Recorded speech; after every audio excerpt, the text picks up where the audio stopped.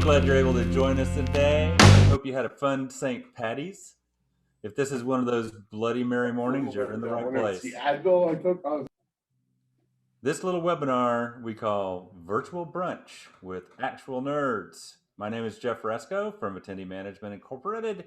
I'm clearly nerdish, and I'll be moderating our discussion today in place of our regular Leighton Resco, who's with the family on spring break. But before we begin, let's take a moment to do a little Hollywood Squares welcome and wave to your colleagues on screen. Hey, everybody.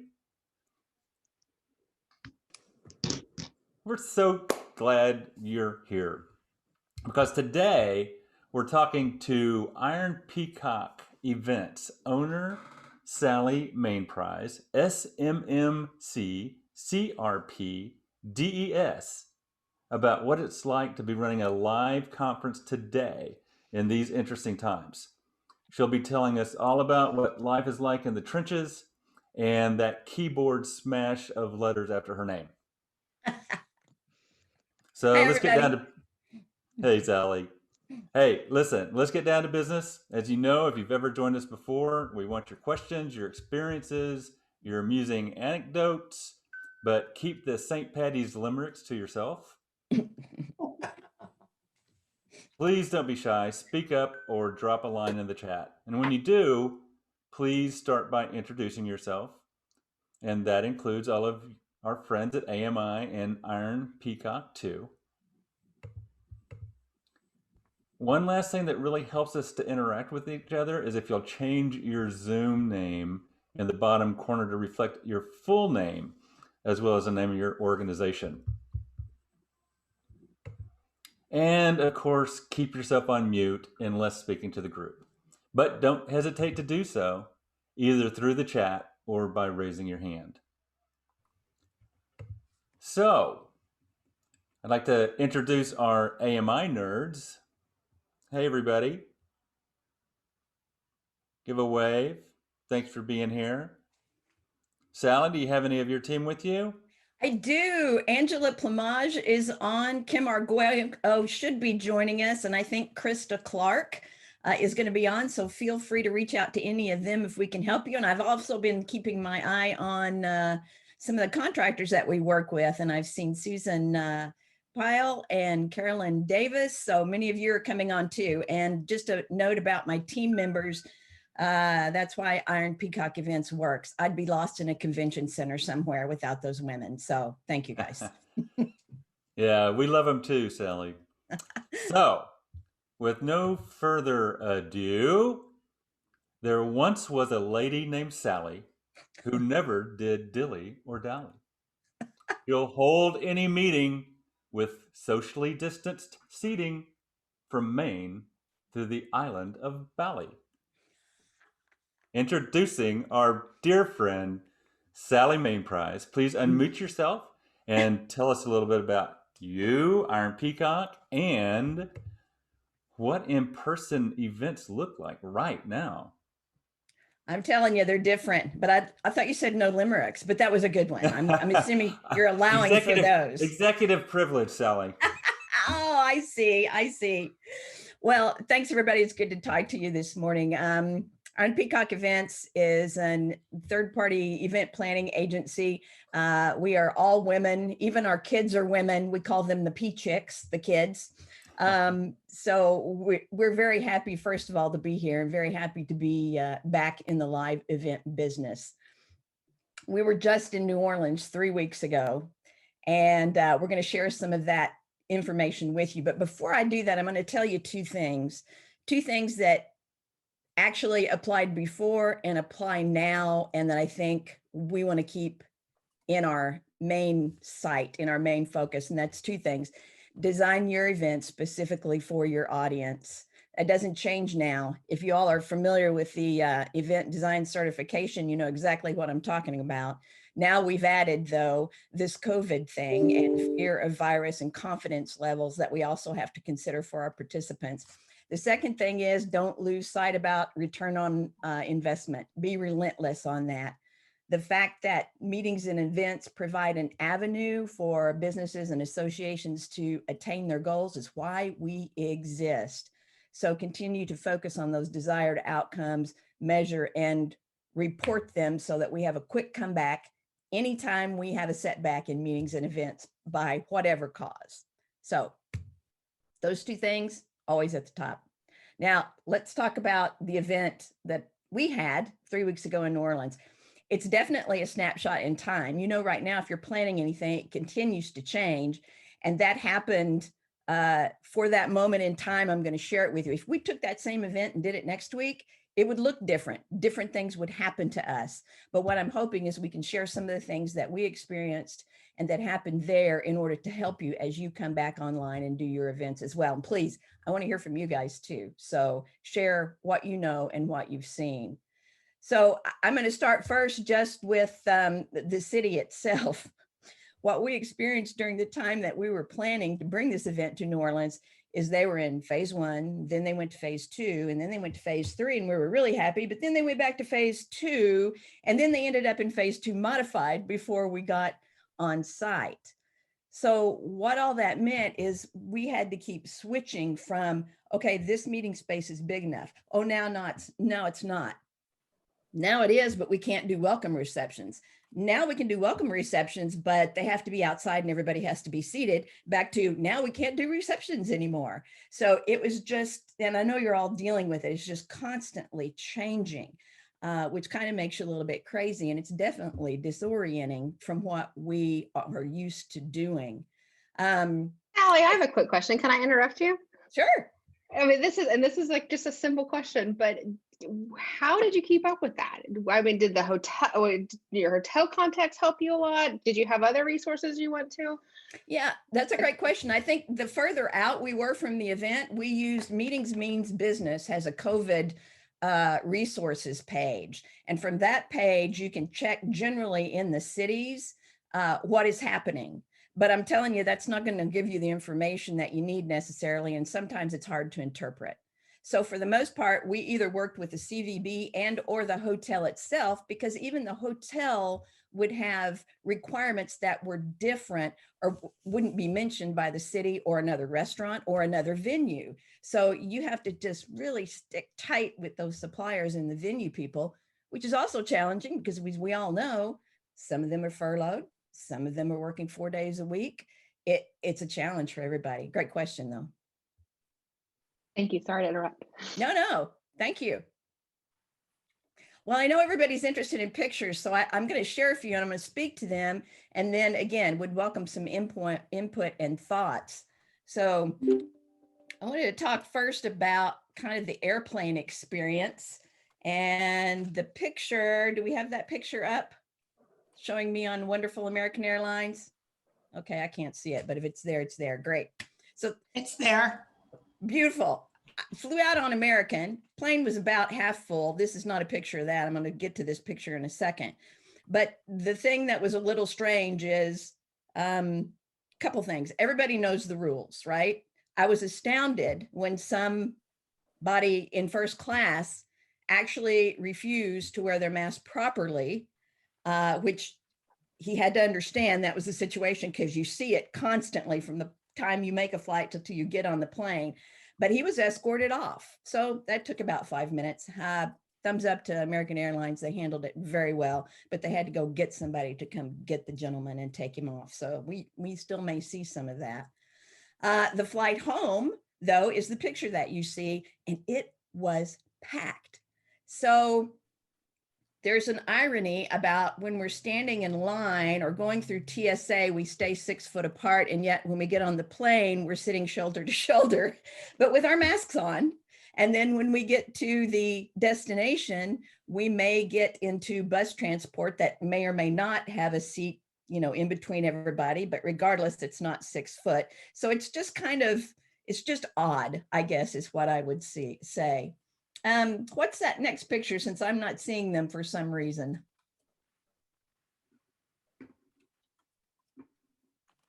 It looks like the registration, so lanyard, yeah. All right, great. So on site, and I'll shoot a shout out to the Hilton Riverside. They did a great job.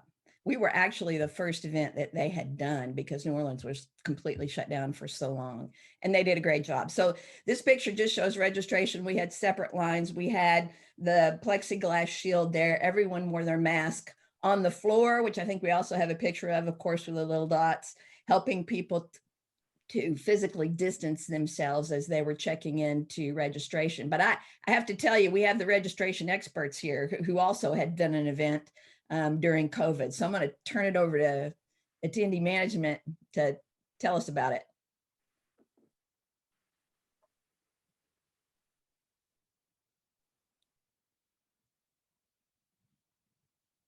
Hey there. I guess that means me. Yeah, so we actually did an event in July of last year. So that was, really in the thick of things. And, as far as registration goes, we had, more stations than we needed, just to allow for people to distance coming up.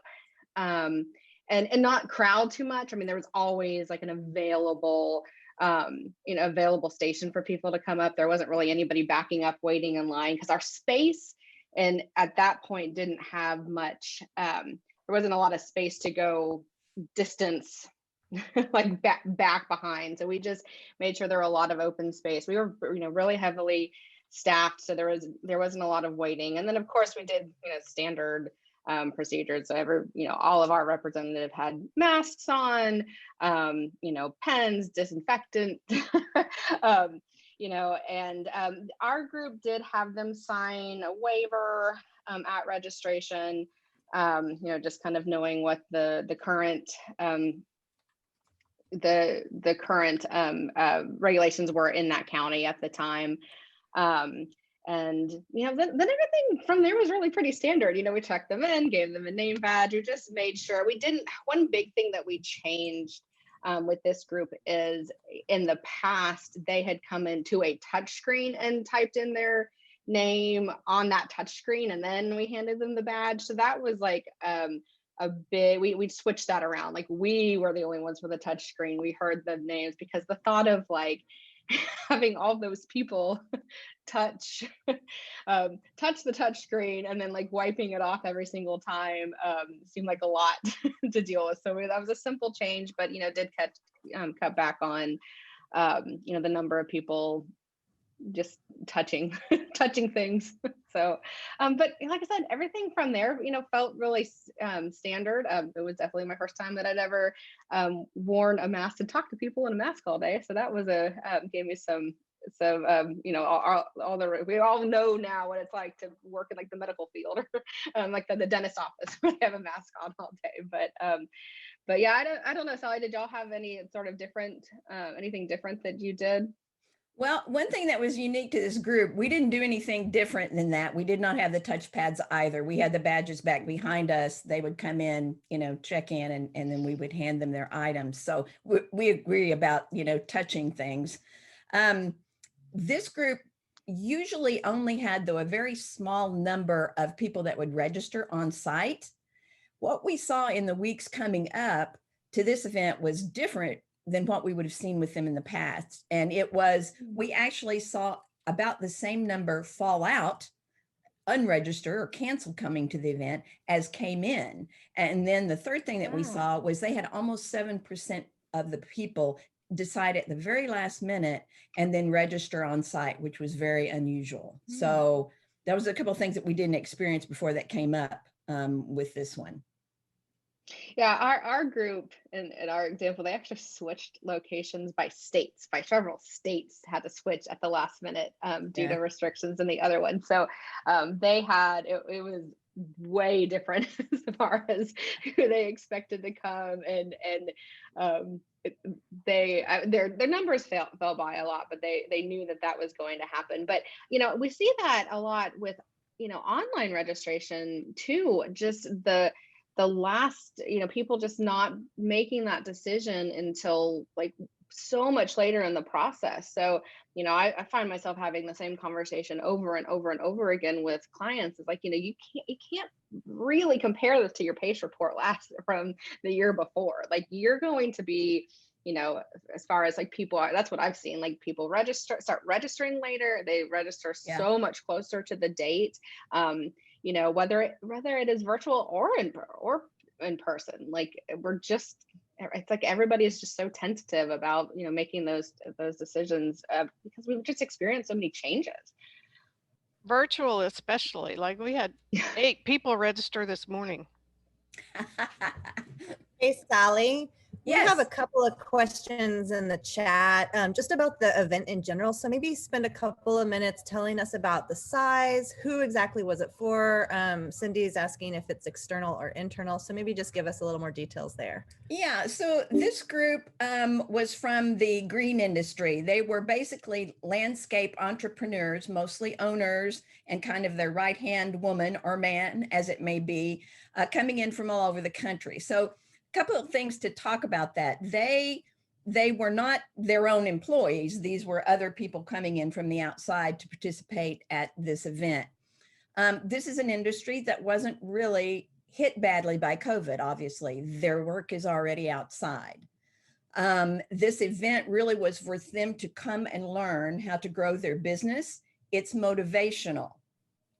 So that was a challenge with the spacing, actually.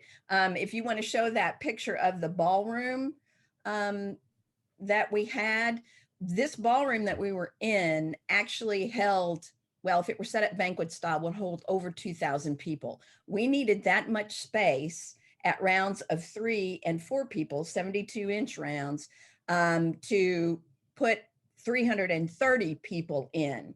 So as you can imagine, and you can kind of see from this picture, it pulls everybody away from the speaker. I think had we have budget, which is another thing I would make advise if you're working on a still physically distanced meeting like this, up your AV budget. Had we had the budget to actually put the speaker on video and put him on a big screen, I would have done that in this room because the energy level was difficult to keep up because of the spacing. So that was another challenge. This group, though, I would expect, you know, we're going to see that bell curve come back. The culture of this group, who they are and what they do, means that they're going to be early adapters. So I think that's why this meeting was successful, was they were simply ready to get out. They still want to grow their business. They want to get back to business. They've not lost a great deal financially because of COVID. There were 330 people there. Normally we would be approaching 600. So that's what, 65% or so from this group that came. Sally, can you explain these things that are on the wall? Absolutely. So again, the hotel was doing everything they could do. We were really the first group back since it all happened. These are actually air purifiers, and they had these in every breakout, every hallway, in general station, basically every place there was a plug-in, there was one of these. So, you know, besides all the other things that we see, the signage, the plexiglass, the dots on the floor, I don't honestly know how effective these are. I didn't really look into them, but just kind of having them there, they were on, people knew it. I think also kind of added to the comfort level that they had. And let's talk about breakouts a second, which I think I have a picture of that one too. Because and we also have questions about mask wearing in the different spaces. Okay, do you want to go to that instead? So I've got the breakout room on the screen. Okay, perfect. So one thing that I would advise, meetings during physical distancing, this group did not require pre-registration for breakouts. Hindsight, we would have done that. They've never done it. Because what happened was we had these rooms physically set conference-wise correctly, but without being able to control the numbers of people that went in there. Frankly, yes, we had some people that would go in and stand in the back. And the speaker, I had one of the speakers call me and say, hey, can you bring in chairs? Well, no, we can't because we're at maximum set with COVID restrictions. So we had to deal with that a little bit. In the breakouts, also, you will notice the speaker is not wearing a mask. That was so that they could be understood. They were 10 feet or more away from the first person. It's kind of hard to tell in photographs, you know, distance actually because of perspective. The attendees, after they were seated, could wear masks or not. And in the large conference or the large general session, you may see people seated closer than they should be. So in this group, uniquely, there are people that were there with their team. Many times their team was their family. So, they weren't really required to do the distancing. They already lived together. That was a little bit tough to keep up with. And on the flip side, I would advise, whether it's the yellow, green, red system, it was important for people to know, or will become more important as some of the people that are cautious start to go back to meetings, that you have a way for attendees, if you can, to kind of identify the comfort level of each other, so that while restrictions may be down, if somebody that's still concerned has a way to say, yeah, I'm not quite shaking hands yet, or whatever, without having to verbally say that, which might be an interesting, I'm not drinking, I promise, an interesting conversation to have with this group on how they're handling that. Actually, I think we've got a poll. Do we have a poll? Well, we may have to do it out loud, Sally, because the poll doesn't want to come up right now. Okay. Oh, wait, maybe I can do it now. Nope. All right. The poll is going to be, how many of you right now are at green level as far as being comfortable going to a live meeting or event? Just show of hands. Yeah, show your hands here, or raise your hand in the. Only because I'm fully vaccinated. Hey, I see the question now. The question's Oh, up. Yeah, Yeah. I was able to launch it. Yay, very good. Okay, so we'll give that a second. I would say that if you use the yellow, green, red, explain it completely, because green does not mean that you can act outside of protocol. It just means, hey, I'm comfortable, come talk to me, etc. Yellow would need to be explained, hey, I'm cautious, so definitely stay 6 foot when you're speaking to me with your mask on. And while I don't think reds would be even going to meetings right now, if a green person was getting into an elevator and saw a badge with a red ribbon or something on it, they probably wouldn't even get in that elevator under courtesy of the person who had the red. It would be like, yeah, I really need some distance, thanks. So what was our results?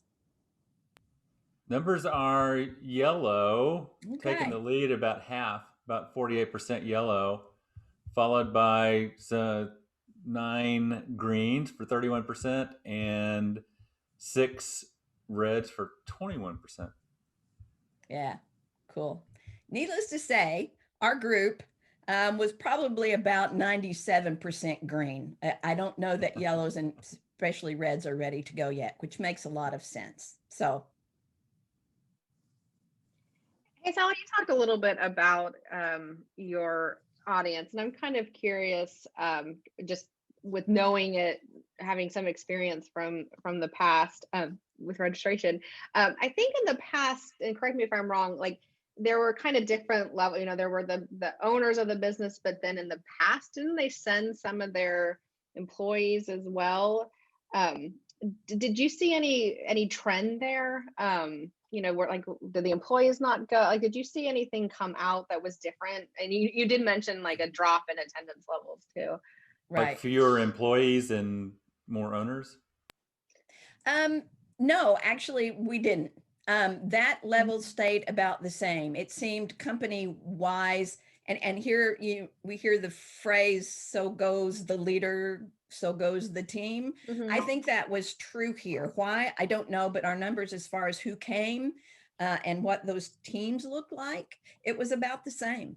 Okay. Yeah, interesting. It was about the same. That last picture there, well, it's not the last one, but it shows, this is kind of common sense, but if you have an opportunity, do your breakouts outside. And same here, most of the speakers did not have a mask on, but they're standing away from the others. And the other ones had the opportunity to wear a mask or not, if they were distanced or not with their team. So if you kind of zoom in on that, you can see actually most of the people were still wearing a mask, which kind of surprised me outside, but especially as they were moving from one location to the next. This was actually an off-site tour they were doing of a successful large landscape business in the area. I don't know Um, if the screen shows or not because of the way this is working with Okay. multiple owners We see the accessing slide. our account. We see the slide. Thanks, Carolyn. Yeah, it looks good. Hey, Okay, Sally, awesome. you mentioned masks here in the outside breakouts. It might be a good time to touch on just the other spaces and what the mask requirements were there. Yeah. So anytime they were in a public space, a public hallway, anytime they got up and moved out of the meeting space, they needed to put their mask on. If they were seated in general session or seated in a breakout, physically distanced appropriately, or seated with their family or team members that they constantly worked with, they could take their mask off. It was pretty basic. In transportation, in the buses to go to the offsite, they were asked to keep their masks on the whole time. And then outside, they had the option to leave them on or not. And you can see from that picture, many of them, just took the opportunity to leave it on. It was a nice day. It wasn't too hot, wasn't too cold. So that may have played into it. Again, the irony, and we've all experienced it if you've been out, of being 6 foot and then a bus chair between people, which is not 6 foot, being okay. Just be ready to deal with that. It doesn't make sense. It's what we're working in right now. I was with a group and people just ignored the blocked chairs and sat in them anyway. Really? Yeah. How funny. Yeah. Yeah. And I'll have to tell you also, first day of the event, everybody was very good about wearing their mask, remembering to put it on when they got up and walked out of a meeting room for whatever reason. But it was strange. As they were there and became comfortable with their environment, we found that we had to remind people, or we would see people get up, walk out of the hallway and be like, oh, wait, forgot my mask, kind of like I do at the grocery store all the time, turn around, have to come back in. So that was kind of an interesting thing. Day 2, day 3, they were comfortable and they started to forget. I don't think it was purposeful. They just started to forget. So I've got a couple of questions that have come in on the chat that are good, Sally. One from Carolyn Davis. Are you using contract staff only, local to the meeting city? No, this one was small enough where we just use our own employees.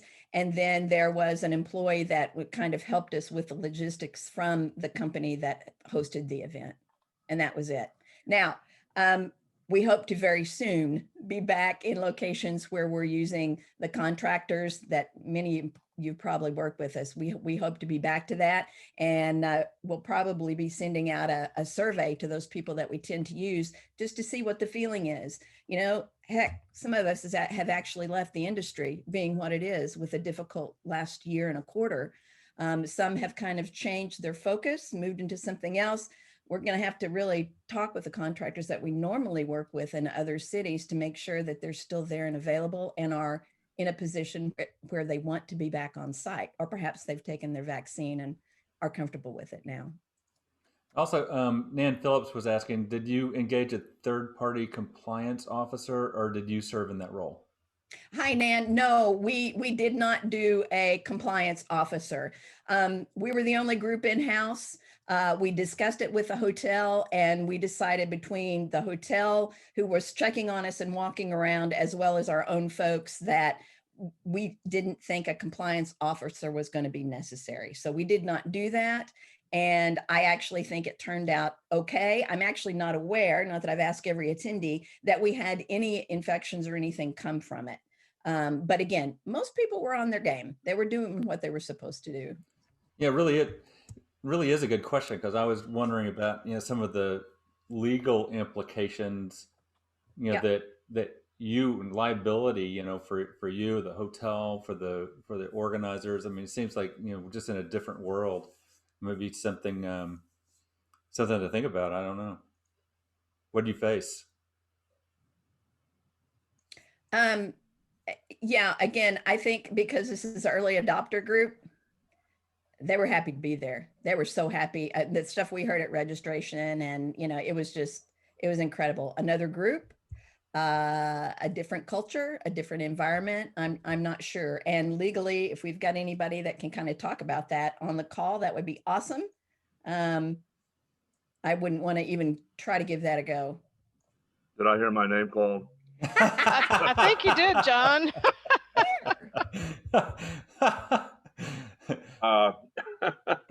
Well, the legal issues still remain to be a little bit murky at best, but there are some things that are coming into play that we've seen. So certainly on airplanes, the FAA has really put the foot down.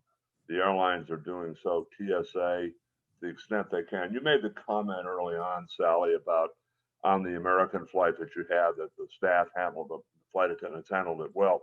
Well, the standing rule for airline employees with an incident on the plane, they are under strict orders not to touch anybody. And that if you're going to remove somebody, you bring in the local gendarmes to be able to handle that. Yeah. We have seen some incidents where it can get out of control. Go back to the United Airlines situation with the gentleman who was dragged out, literally screaming and on his belly as the cops yanked him off and pulled him down the aisle. Not good PR, but overall, the airlines have pretty strict policy in that respect.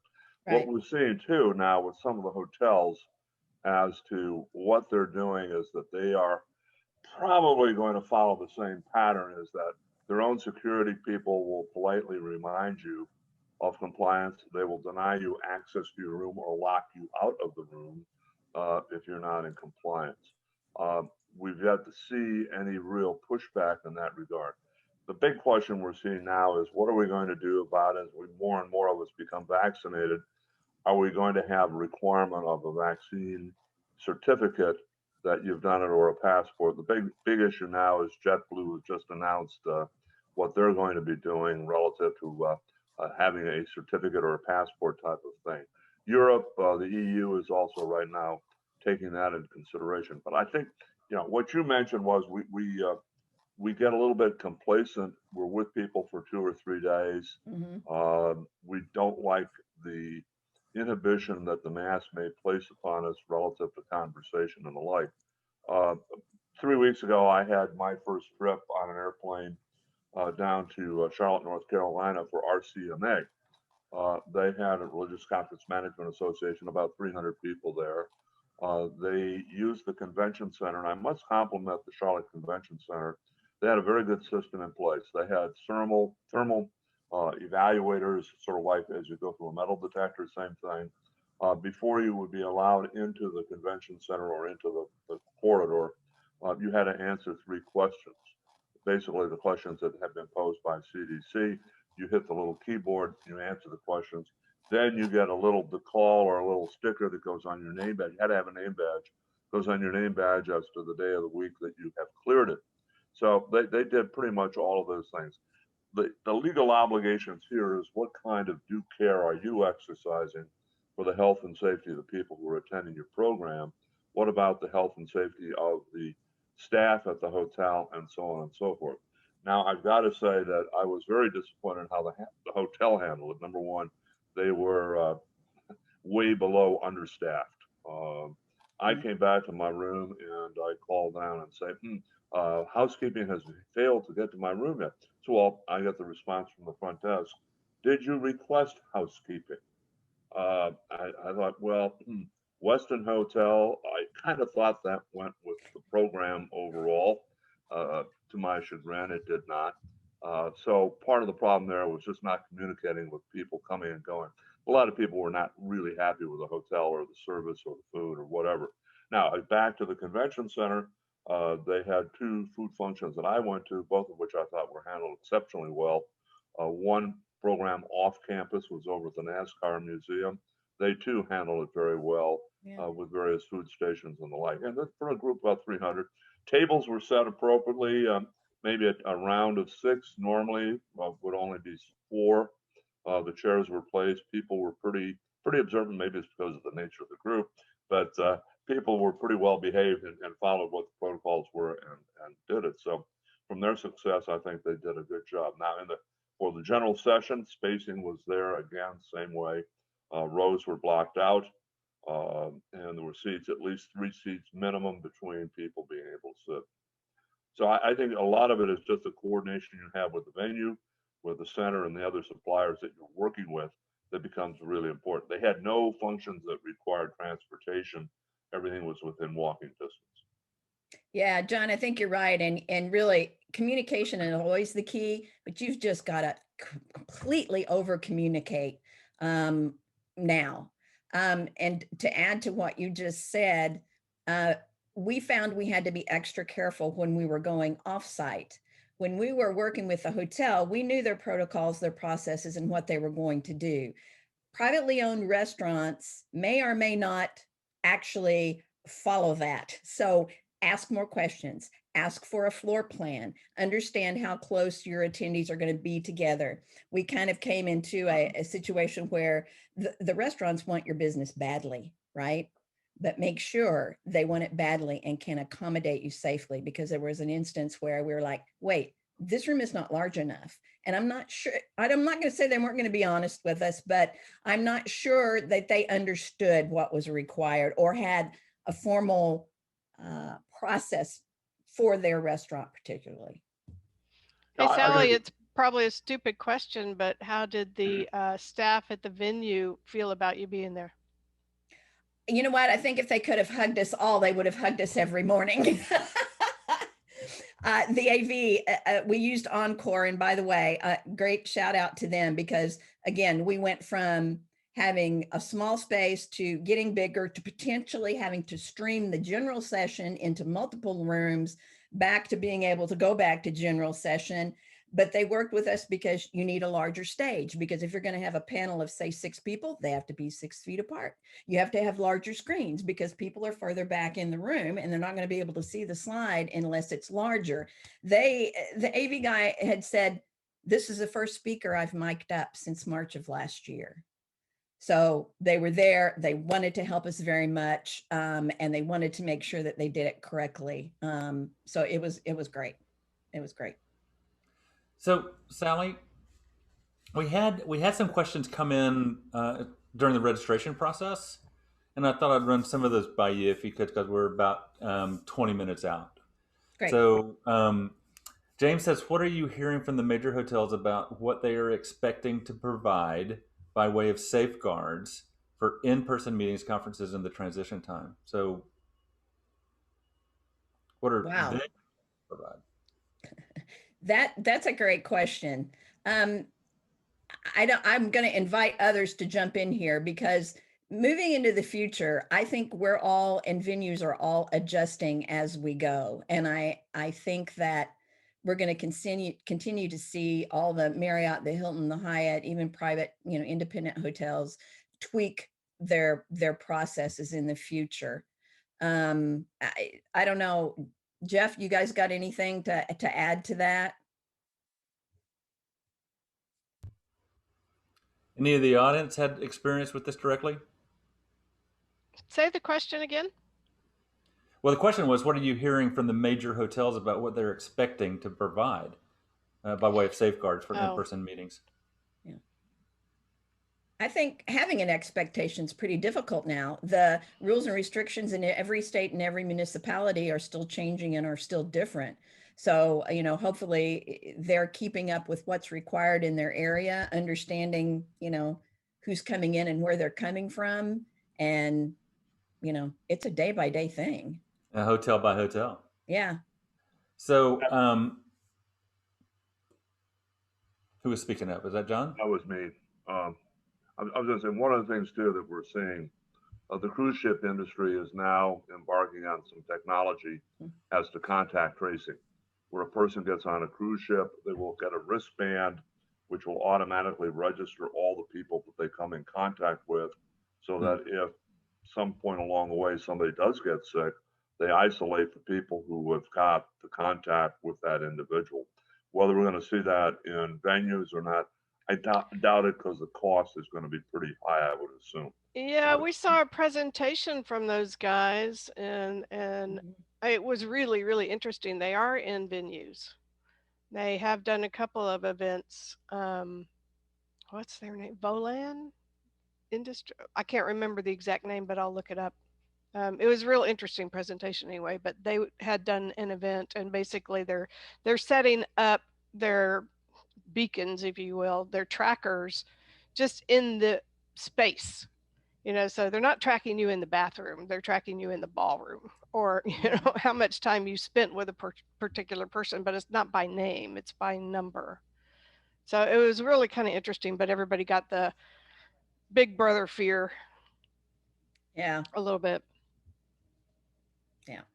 So Jeanette asked, has anyone heard of what steps businesses are taking to protect their employees who are high risk for COVID in the workplace, especially those who are disabled? For example, I work part-time at the San Francisco Giants, and often they hire people with disabilities. What is being done in the workplace to protect everyone, including them? Also, how much of a risk should a company take when protecting an employee such as this without getting into discrimination and possibly having to deny them employment due to the potential risk at the workplace? Kind of a long question. I'm not sure, Sally, if you want to take a whack at this, or if John. I think that's above my pay grade, Jeff. I wouldn't want to speak for a corporation. I can only speak from a planner point of view. Yeah. Maybe John? I think we've got, this is again, is one of those murky areas that we're dealing with as to what can be done, how it can be done, how you make a reasonable accommodation in the workplace. There's a difference between a person who's an employee versus somebody who's a volunteer who goes to a meeting or a program. The question of privacy and the big brother watching you is certainly one of the major discussion points right now on all of this with contact tracing and the rest. So it's a lot of swampland out there that we're trying to work our way through.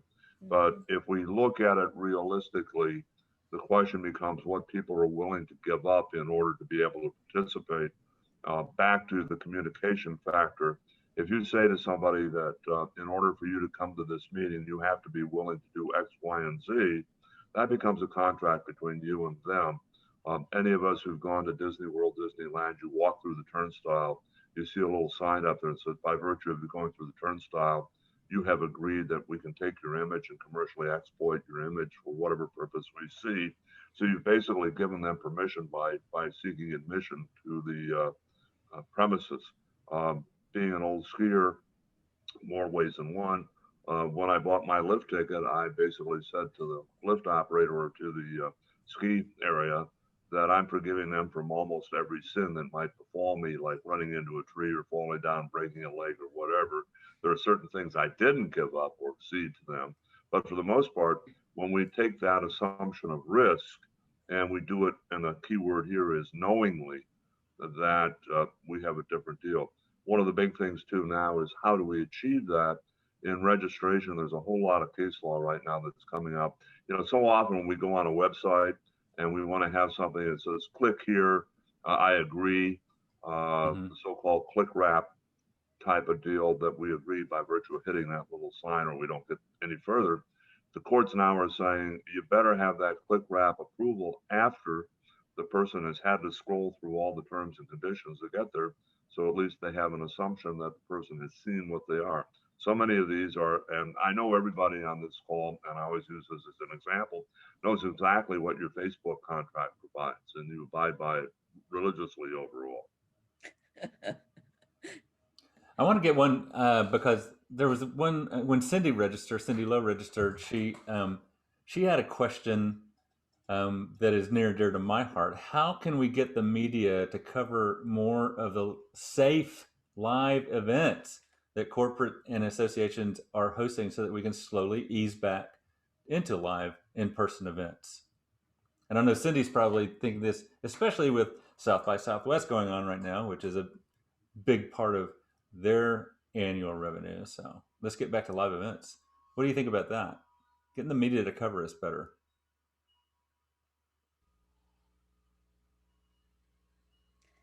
Getting the media to do anything is kind of difficult, and you're never sure. And that kind of mean, I didn't really mean that like that, but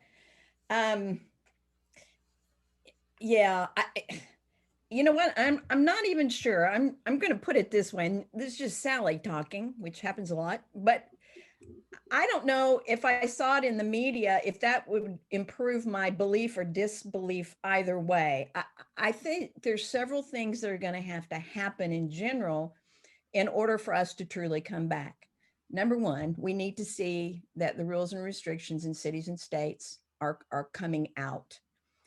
Number two, I think businesses and corporations, as long as there are travel policies and restrictions, their employees can't go anywhere. Number three, then even beyond that, you've got reluctance to travel, with the upside being people are seemingly saying, okay, I'm willing to go now. I've had my vaccine. That seems to really be the comfort level.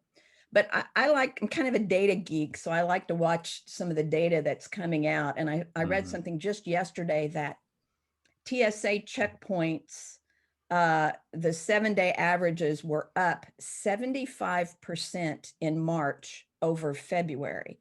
That's a huge indicator. Now, that number is still 50% below where we're at same period 2019, but that's an incredible jump. So even without the media, my point is, as these things change, as the comfort level increase, as we see the CDC and the numbers change, unless we have another, increase kind of out of the blue that's big, my belief is we're on our way back. That's what I'm seeing. That's what people are beginning to talk to us about and contact our industry about. So when Cindy said slowly easing back into live person events, we're on track. I think we are. Again, it's that bell curve, right? The people who want and are, have kind of no fear, risk takers, early adopters are going to come in. It's going to be small meetings, going to be regional meetings. We're going to get to the top. We're back to citywides, trade shows come back. And my prediction here, wait, crystal ball. My prediction is 2022 will probably be when the large events really take their momentum. That's what I'm going to say. I think that's pretty good. Hi, it's Carolyn, and I just put a comment in, and I'm out of San Diego, and we still have homeless in our convention centers. And San Diego is a major hub for medical association meetings and technology, and we're not going to get those meetings back until we can get the homeless out of our convention centers. And I don't want to be mean about it, but you also now has to have happen. you now also have, like in Dallas, the convention center, 2,500 Mexican teenage boys are all being put into it. Right. Yeah. So stay tuned. I actually had a site visit scheduled for the convention center yesterday. Needless to say, that was delayed. They're supposed to be there till like June. So that's, I will say that is a bigger issue across all cities, because Austin was approached for that. We turned it down, and we insisted that they needed to come find another solution, because we knew that if we opened it up to that as a solution, it would be very hard to get it, moved out. That's and right. So I think you should probably write to your city council member, share with them and how many meetings come through the city, just because I know, at least in Austin, I'm having to write the city council every week just to remind them that we need to start easing up on some of our meeting restrictions, because that's actually been holding us back. So our hotels have been wide open, but we have not been able to secure certain groups because of different other restrictions that they've given us here in Austin. So it's kind of frustrating. Yeah, it is. I'm also frustrated in the response of hotels right now. I called Marriott yesterday, got voicemail. They said they would call me back. Never got a call back. So I'm not one for having patience. So I emailed national sales, and again, no response. So where are all these hotel people that are furloughed? We still need to start booking meetings. I think they're really feeling that pressure right now, Carolyn, too, because I talked to someone that said, yes, we're going to bring somebody new on, but we're not going to have them until next month. And I'm like, well, but it's rolling in now. We've got to start now to get something big on the books 6 to 12 months later, So it's going to be an make interesting challenge. I mean, with all that, I mean, even in the registration world, we ran into an issue because we've got an on-site in May, and the badge partner that we've used in the past wasn't going to start returning to events until at least July. I mean, that was just, seems like such a simple, like one of the, we're not talking about a hotel contract. We're not talking about, it would surprise us all and took us off guard, and would have never expected that to come up. Obvious, I mean, in retrospect, name badges are not, they haven't had a lot of business this year, so I'm sure they've had to adapt. But I mean, just we did not expect that. PC name tag kind of took a little turn and started doing other things for a while. Yeah. Yeah, I was sorry for the background noise. I was on another webinar, and the gal who was in charge of that webinar was saying, meetings are going to come back and we're going to just be slammed and it'll come out of the blue. And it's like, no, it doesn't come, Sally, it doesn't come out of the blue. It has to come from a VP or a CEO or a president, and then it trickles down, then it goes to the meeting department, then it goes to the third party, then it goes to, it's a trickle down. And as we're seeing the big houses, the big meeting planning houses still have furloughed staff. It's like, as soon as the furloughed staff comes back on board, I'll start getting excited for the big corporation meetings, but not until then. So we're running short on time, but there was one question that Terry Ham threw out that I just thought was a really interesting one. We got lots of other questions that are out there, but this really impacts a little bit of all of us. Are you having to be flexible with refunds, cancellations if someone tests positive or has been exposed just prior to the meeting, and are venues willing to be flexible on meals, attrition, and those kind of things based on that? Maybe only slightly connected, but just a little anecdote about our meeting a couple weeks ago. And it didn't occur to me. And so you be better than me, but suppliers, we had coming in from outside, we had a photographer coming in to take pictures. The day before the event, he tested positive for COVID.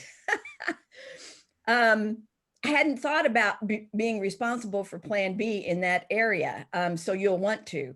But luckily, he was a true professional. And before he even called us and let us know, he had his replacement all lined up. So that was just anecdotally what happened to us in one area. Good for him. Yeah, that was great. But again, the hotel that we were at a couple of weeks ago, again, they're bending over backwards. They want us back. They need the revenue back. I'm seeing if I'm on site right now, they're completely working with you, completely.